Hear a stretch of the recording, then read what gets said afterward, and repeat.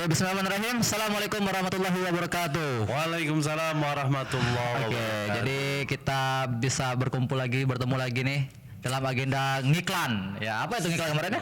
Ngobrol seputar pendidikan, sekolah dan kehidupan. Nah, sekarang kita udah di apa nih ya? Awal tahun. Awal tahun. Bukan awal tahun ini udah bulan apa ya? Bulan Maret ya. Nah, tapi kita sekarang Maret ya? Februari. Februari. hampir bulan Maret. Kita sekarang di nuansa yang berbeda nih kayaknya ya, Bang Muton ya. Iya, ini Kita sekarang di mana ini? Ini kita di studio barunya Nuril. Iya. Jadi awal tahun kita gebrak kan? Gebrak meja, akhirnya dikasih anggaran. Iya. Tapi kita nyicil. Tapi kayaknya nggak gebrak meja lah ya. Emang dianggarkan ya. Luar biasa.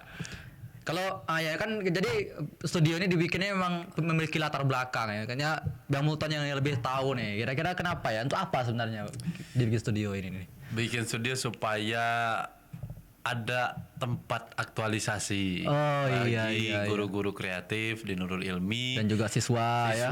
yang selama ini mungkin mereka punya kemampuan, ada keilmuan yang ingin mereka bagi, namun karena keterbatasan sarana mereka jadi tidak berkarya. Dan kita sediakanlah tempat aktualisasi ini. Iya, apalagi di zaman sekarang memang udah ngarahnya ke apa ya? Ke teknologi seperti ini ya, kayak YouTube, daring, Instagram, pembelajaran daring. semua. Apalagi di masa corona kan.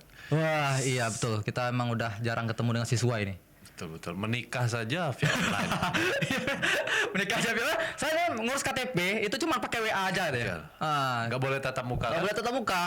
Jadi cuma kirim data aja udah selesai itu kan. Nah, jadi inilah dia studio kita. Insyaallah kita akan gunakan ke depannya, dan juga terima kasih nih pada dari yayasan juga ya yang sudah mensupport ini. Ini berapa puluh juta ini duit yang habis ya. Lumayan ini. Memang kelihatannya sepele kan, kecil-kecil, tapi kalau dihitung-hitung lumayan. Puluhan juta ya, di atas 50 juta ya kalau tidak ya. Di Itu atas 50 termasuk juta. kamera, lighting dan sebagainya ya, banyak luar biasa. Karena ini kan bagian dari studio Nurilnya juga bagian dari apa? LKMS ya di Nurim itu namanya apa sing kepanjangan? Lembaga Keuangan Mikro Syariah. Ya, oke. Itu digawangin oleh ada timnya ya. Nah, jadi hari ini kita bukan mau ngobrolin tentang studio aja nih. Kita mau ngobrolin tentang sesuatu yang mungkin ini kan beberapa siswa SMA Nurul Ilmi ini kan bentar lagi mau masuk ke dunia perkuliahan. Nah, jadi mereka itu bingung dalam memilih jurusan. Karena apa? Karena mereka melihat banyak yang kondisinya itu kejadiannya nanti sulit cari kerja, nanti kerjanya malah nggak sesuai jurusan. Nah, sekarang saya mau nanyanya sama Bang Muton ini kan, karena Bang Muton ini adalah mutakhawwi SH itu kan, sarjana hukum gitu. Jadi sekarang pekerjaan Bang Muton ini apa sebenarnya kan? Bingung ya. Apakah sebagai pengacara? Nah, apa ini?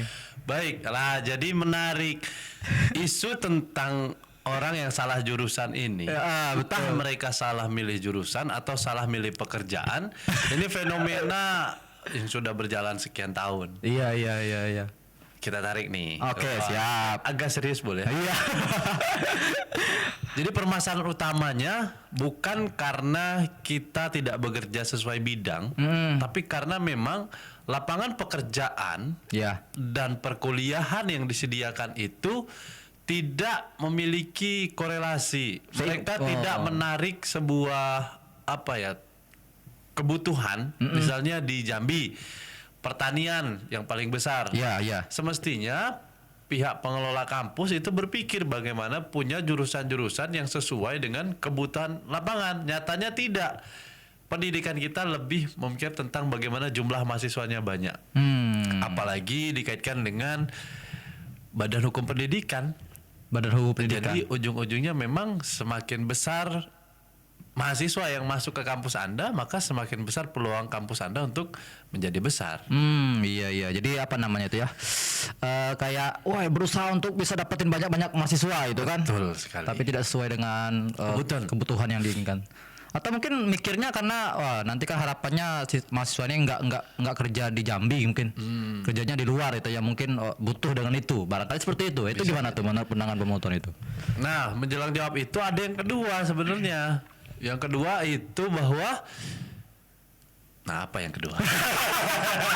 Kita emang udah dikonsepin betul ya. Tadi mau ngomong nih. Oh iya. Jadi yang kedua, bahwa ternyata kampus itu punya pemikiran lulusannya ini bukan untuk bekerja. Sebenarnya fokus lulusan kuliah itu bukan mereka lulus kemudian bekerja, tapi bagaimana mereka menciptakan lapangan kerja. Nah, jadi antara yang pertama dan kedua ini seperti agak bertolak belakang. Iya. Nah, ada yang ketiga. Tapi faktanya bahwa persepsi yang dibangun oleh masyarakat kita, ketika semakin bagus kuliah kita, maka semakin bagus pekerjaan kita. Jadi tidak ada persepsi tentang kalau kuliah nanti bikin kita kerja buka sendiri. lapangan, nggak ada. Oh, betul. Mental apa namanya itu ya? Mental apa? Ya, mental karyawan. Mental karyawan. Mental karyawan ya. Iya, tidak jadi masalah juga. Nah, hanya saja kan coba kita bandingkan misalnya lulusan sarjana hukum nih. Ya, betul. Ini ribuan, bahkan ratusan ribu, karena hampir semua kampus negeri itu punya fakultas hukum. Fakultas hukum. Bayangkan untuk di Jambi saja satu angkatan itu 250 sampai 300 orang. Satu angkatan ya. Satu angkatan itu satu angkatan masuk maksudnya. Misalnya 2021 nih, itu ada 300 orang.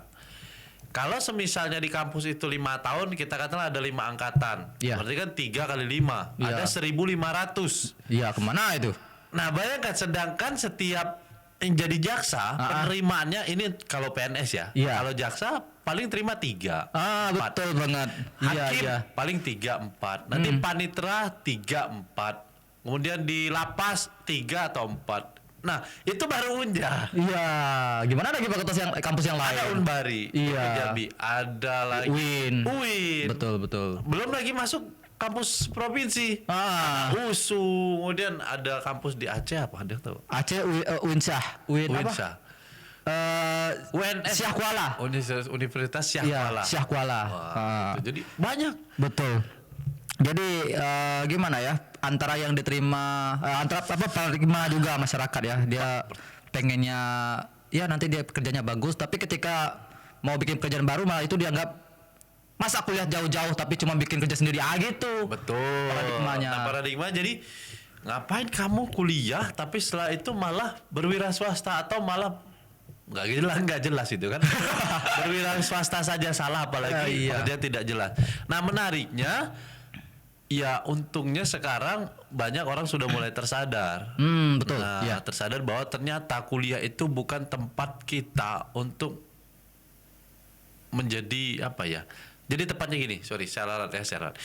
Jadi banyak orang sekarang sadar bahwa kuliah itu bukanlah tempat kita untuk mendapat pekerjaan. Betul Tetapi lebih kepada membangun sikap, membangun mental dan menambah wawasan kita bagaimana tentang kehidupan kita ke depannya.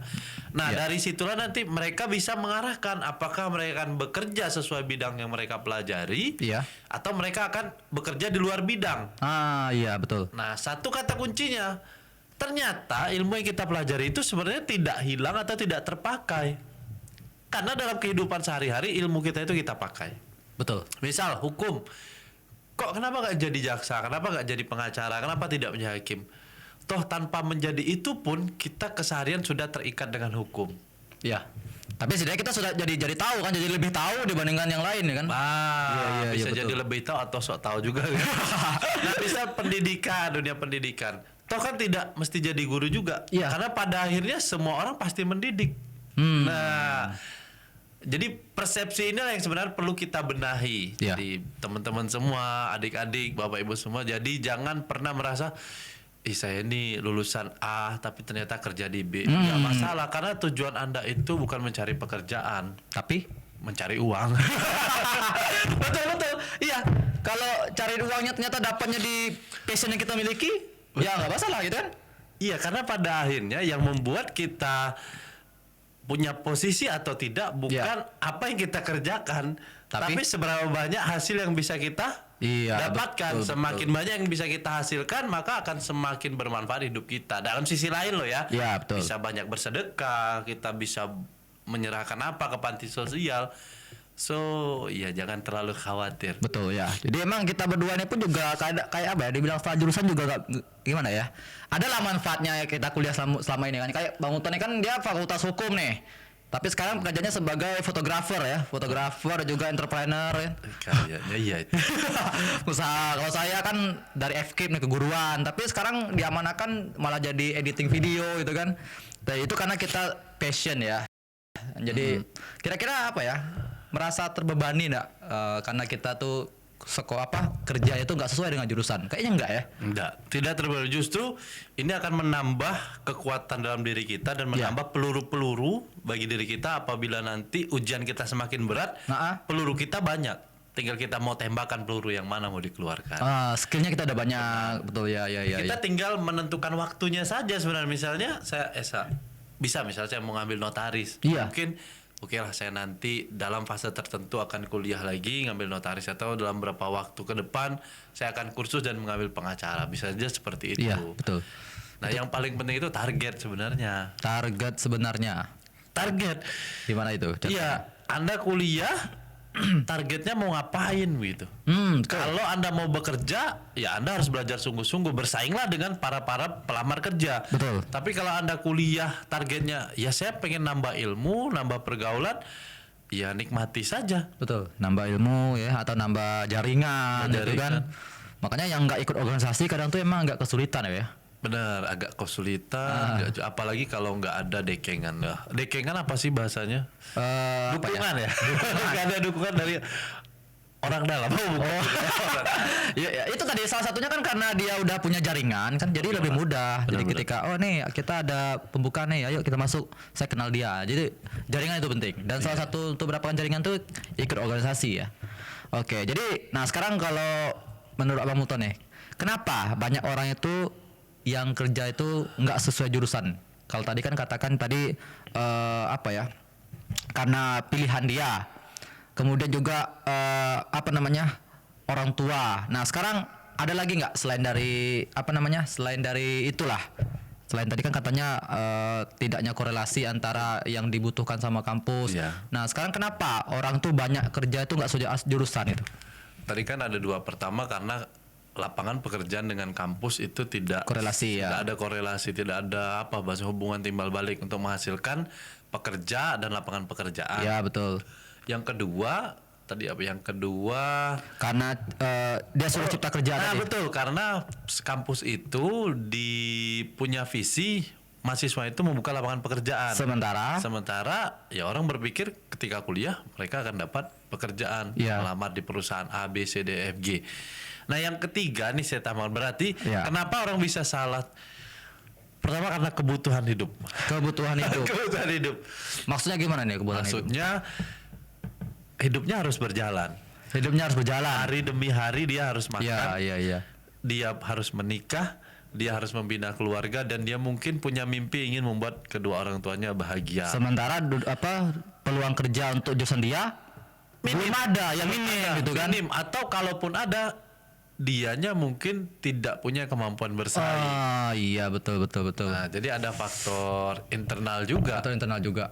Nah kan banyak orang dia pengen kerjaan A, tapi dia tidak pernah menempa dirinya belajar sungguh-sungguh gitu untuk supaya dapat. Dia berpikir, cuma berpikir kayaknya saya beruntung nih. Berharap keberuntungan saja kan salah juga. Iya, cuma berharap kayaknya bisa lah lulus kan. Kayaknya bisa lulus karena fresh graduate, gampang lah. Ternyata enggak. Jadi bagusnya itu kalau kita kuliah itu apa yang harus kita dapatkan kalau memang karena kondisinya seperti itu tadi. Emang apa yang harusnya kita tuh kalau kuliah itu, apakah mengejar fokus pada jurusan yang kita pilih, tapi melihat kondisi yang tadi disampaikan kayaknya nggak bisa kita fokus ke situ saja kayaknya ya. Benar, tidak bisa. Kira-kira apa yang harusnya kita tuh persiapkan? Jadi kan juga untuk sarana untuk teman-teman dari SMA nih yang mau kuliah besok. Jadi mereka tuh mungkin tidak terlalu fokus lagi untuk hanya terfokus pada belajar saja. Nah kira-kira apa menurut Bang Muton yang paling penting lah? Yang paling penting pertama bahwa ternyata selain tadi ada target yang pertama. Iya, target tadi ya. Kedua, fokus kuliah boleh saja. Nah yang ketiga, di luar itu kita harus, misalnya kita pengen fokus bener nih, misalnya hukum atau desain grafis katakan begitu, pengen fokus maka saat kuliah kita harus mencari ruang-ruang atau corong-corong di mana orang-orang yang bergerak desain grafis ini besar. Misal ada perusahaan A, perusahaan B, atau ada toko A atau toko B yang punya kemampuan di bidang itu, maka selama kuliah sambil kita mempelajari teori di kampus, kita datangi ruang-ruang itu, ruang-ruang dan corong-corong nantinya supaya kita bisa ada tempat aktualisasi. Betul. Jadi jangan hanya fokus di kelas, tapi kalau bisa aktualisasi diri di tempat-tempat yang lain juga gitu kan. Oke. Selain dari itu apa lagi? Berikutnya bisa jadi menambah kemampuan yang masih ada hubungannya dengan perkuliahan kita. Misal Anda desain grafis, otomatis perlu nantinya dunia fotografi. Teman-teman belajar fotografi. Ternyata foto saja tidak cukup. Perlu kemampuan video. Ya, video misalnya. Maka Anda harus belajar video. Nah, ternyata dalam membuat itu Anda perlu studio, maka disitulah Anda mencari orang-orang yang mungkin punya sumber daya yang nanti bisa kita ajak kerjasama, sehingga saat Anda kuliah pun Anda sudah bisa menghasilkan karya. Berarti fokus kita itu betul tadi di awal tadi mengatakan fokus kerja atau fokus belajar. Nah, kalau memang kerja ya itu tadi konsekuensinya tadi seperti itu tadi. Berarti memang bagusnya kita tuh fokusnya aktualisasi diri. Iya. Karena banyak yang mahasiswa tuh kadang bukan mahasiswa sih, siswa kelas 12 sekarang itu mereka tuh masih ragu-ragu mau milih jurusan ini nanti ini, memilih jurusan ini nanti ini. Nah, mereka tuh banyak pertimbangan gitu. Nah, sebenarnya mereka bukan banyak pertimbangan. Kalau banyak pertimbangan itu orang yang sudah tahu, maka dia bisa menimbang. Iya, betul. Tapi mereka itu justru kekurangan informasi, sehingga pertimbangan mereka itu tidak matang. Jadi pesan saya, kalau pengen timbang-timbang, jangan untuk menimbang-nimbang hal yang tidak kita ketahui, tapi timbanglah hal yang kita ketahui. Bagaimana caranya? Maka tanya kepada orang yang sudah kuliah di sana, atau yang sudah bekerja di sana. Bener nggak kalau saya kuliah di sini nanti bidang kerjanya A, B, C, D, E, F, G. Jangan cuma dengar kata A, kata B, kata C, apalagi kata orang tua. Jadi bukan melawan perkataan orang tua, tapi kan orang tua butuh pertimbangan lah. Nah, tidak sedalam sedalam itu mencari informasi. Iya. Jadi jangan sampai kita terjebak dengan kata A, kata B, kata C, sehingga saat kita kuliah kita terombang-ambing. Berarti harus dalami lebih dalam lagi terkait jurusan yang ingin kita pilih. Benar. Jadi yang kebanyakan itu bukan mereka salah jurusan ketika kuliah, tapi lebih karena mereka tidak pernah memilih jurusan yang mereka kuliah. Pernah milih jurusan. Iya, mereka tidak pernah memilih, tapi mereka hanya mengikuti ketika A, ya sudah mereka A. Iya. Jadi mungkin karena apakah terpaksa juga ya?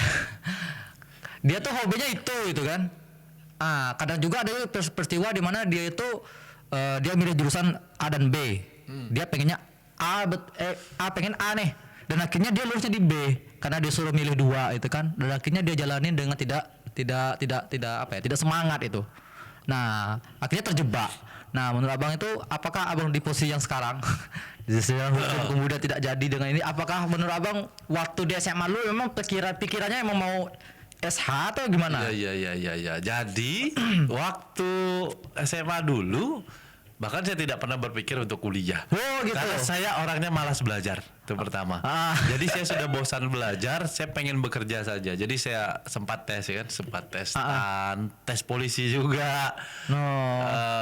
Ternyata ya tidak berhasil gitu. Biar masuk langsung ke dunia kerja. Biar dunia kerja. Karena dengan segala pertimbangan latar belakang keluarga, pertimbangan kemampuan keuangan kan begitu. Nah, tapi pada akhirnya setelah melihat tidak berhasil, ternyata teman-teman pada kuliah, artinya saya coba aja ikut kan. Bukan cobalah. Coba ternyata lulus gitu. Yang saya ambil itu 2 kemarin. Tapi masih satu jalur sebenarnya, masih dengan ilmu sosial. Psikologi itu sebenarnya bisa masuk sosial, bisa masuk eksak. Psikologi sama fakultas hukum. Nah, ternyata yang lulus fakultas hukum. Nah, jadi itu pilihan kedua ya. Hukum itu pilihan kedua. Oh, jadi sekarang berarti punya hobi juga di dunia psikologi gitu ya? Nah, itu yang menariknya. Dan ternyata ketika di kampus kan ada acara pelatihan gitu, kayak training.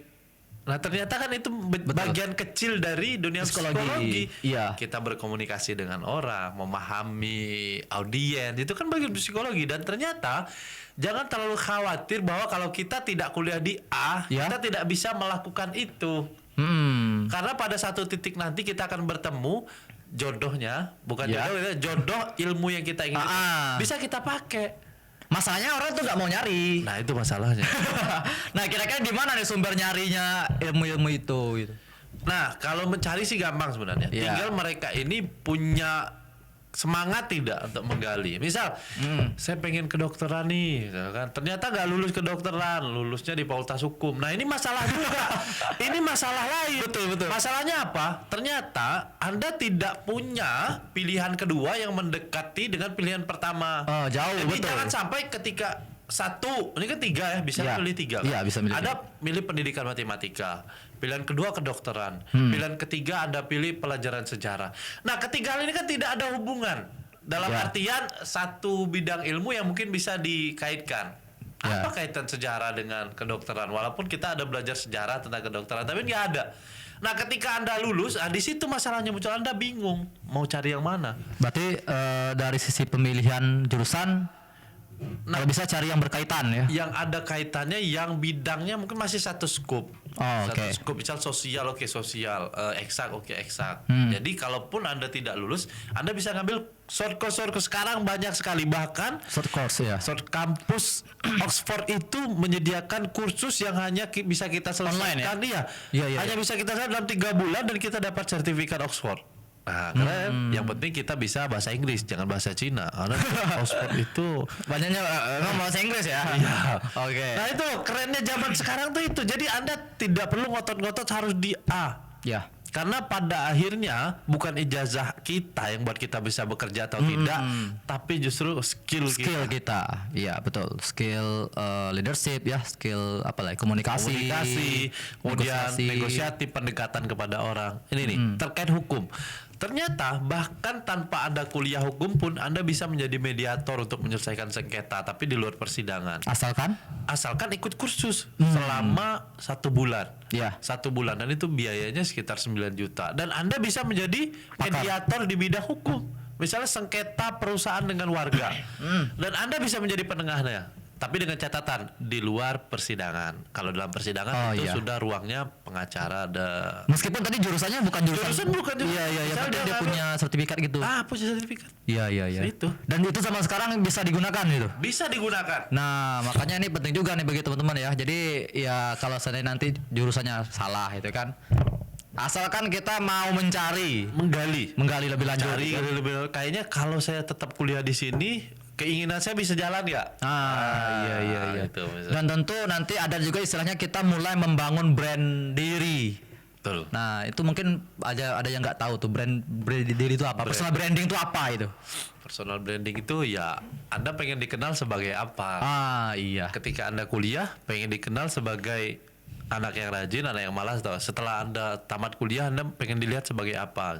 Wasil Tanjung, orang sudah tahu. Wasil Tanjung itu seorang A. Multon itu seorang B. Jadi tanpa kita perkenalkan orang sudah tahu. Tapi itu berdasarkan skillnya ya. Skill, karya tadi. Iya betul. Berarti semakin banyak kita berkarya kan semakin dikenal diri kita.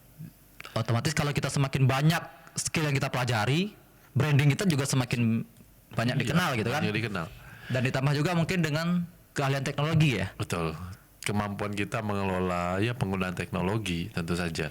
Nah, jadi teman-teman sekalian, jadi ini juga jangan terlalu khawatir dengan jurusan, karena terlalu berpikir berat tentang jurusan yang akan kita pilih di perkuliahan, bahkan itu menghabiskan energi. Ujung-ujungnya apa? Ketika energi kita habis, kita malah gak mau kuliah.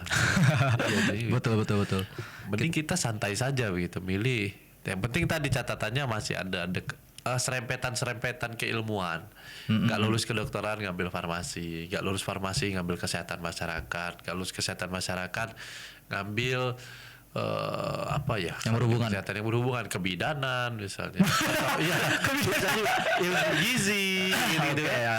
Nah pun ternyata tidak bisa, ujung-ujungnya Anda masuk Jurusan yang salah. Jurusan yang misal, oh ternyata lulus di pendidikan bahasa Indonesia, nggak masalah. Nggak masalah. Tidak masalah karena apa? Kursus-kursus untuk menjadi konsultan kesehatan pun juga banyak sekarang. Betul. Ya. Tinggal kita mau apa enggak. Nah, bahkan ibu-ibu dasteran pun sekarang bisa jadi konsultan kesehatan. Iya betul, karena yang penting punya sertifikat itu tadi ya. Iya. Jadi jangan khawatir. Jadi ijazah itu bukan hal penting. Tapi kalau Anda kuliah itu penting. Karena kalau Anda kuliah nggak ada ijazah, ya nggak usah kuliah Anda. Oke, mungkin pembahasan kita cukup itu dulu ya. Iya, kayaknya itu dulu. Jadi tadi kita bagi teman-teman yang mungkin mau masuk kuliah, tadi betul kata Bang Muton tadi, kita harus targetin dulu nih kuliahnya pengen ngapain. Betul. Mau cari kerja atau memang mau gali-gali ilmu gitu kan? Ya. Tapi gali-gali ilmu juga butuh kerja nanti Bang ya. Iya, gali ilmu yang ujung-ujungnya nanti Kerja juga ya. ya. Kerja dan kita berkarya. Dalam hal ini kita bekerja sama orang atau kita Bikin sendiri? Ya. Oh iya, betul. Oh, tadi berarti ada nambah lagi nih. Pertama kita udah tahu nih target kita pengen kerja atau pengen nyari ilmu. Kalau nyari ilmu berarti Kita harus berkarya. kita harus berkarya agar nanti kalau kita nggak jadi karyawan, kita harus bisa bikin sendiri. Betul. Agar bisa jadi pemimpin karyawan pemimpin perusahaan tersebut. perusahaan kita. Iya. Jadi pekerjaan itu jangan berpikir kita melamar kemudian kita bekerja pagi sampai sore, enggak. Tapi justru banyak orang hari ini bekerja ya cuma duduk sambil ngetik, bikin tulisan dia bekerja, bikin video dia bekerja judulnya. Itu kan. Cuman zaman sekarang kalau orang ngedit video tuh dianggap nggak kerja. Padahal dia sudah capek gitu kan. 12 jam. 12 jam itu capek juga ngedit video itu. Jadi poinnya ada berapa saja tadi itu? Iya, pertama adalah tentang kalau ditanya kenapa bagaimana cara menghadapi ketika banyak orang yang salah jurusan tadi, itu karena tadi kurangnya korelasi ya antara di kebutuhan yang di dunia kerja dengan kampus yang disediakan. Kemudian juga banyak paradigma yang dia itu masih mikirkan harus selesai kuliah tuh langsung kerja, padahal sebaiknya kita harus kalau bisa menciptakan dunia kerja itu kan. Kemudian juga tadi tentang target juga disampaikan bahwasanya kita harus tentukan dulu targetnya mau belajar atau kerja, dan kalau misalnya kita mau belajar maka aktualisasi diri sebanyak-banyaknya di kampus ya, bisa di organisasi ikut pelatihan atau short course tadi. Kemudian disitulah nanti kita jadi modal untuk bisa kita bikin kerja sendiri. Betul. Sesuai dengan passion kita. Dengan passion. Ya. Tanpa embel-embel saya salah jurusan. Oke ya. Baik, mungkin itu saja pembicaraan kita pada hari ini terkait tema salah jurusan. Jurusan. Ya. Semoga nanti bisa menjadikan bahan pemikiran bagi siswa-siswi SMA yang akan masuk ke dunia kampus. Betul. Itu saja. Terima kasih. Saya Wasu Tanjung. Saya Bobot Antoni. Itu bahasa mana itu? Spanyol atau Belanda? Ya, kita undur diri. Nanti kita akan bahas lagi di ngiklan berikutnya dengan tema yang berbeda pula. Baik. Ya. Sekian. Subhanakallahumma bihamdika. Asyhadu an la ilaha illa anta, astaghfiruka wa atubu ilaik. Billahi taufiq wal hidayah. Wassalamualaikum warahmatullahi wabarakatuh. Oke, dadah. Nuril TV.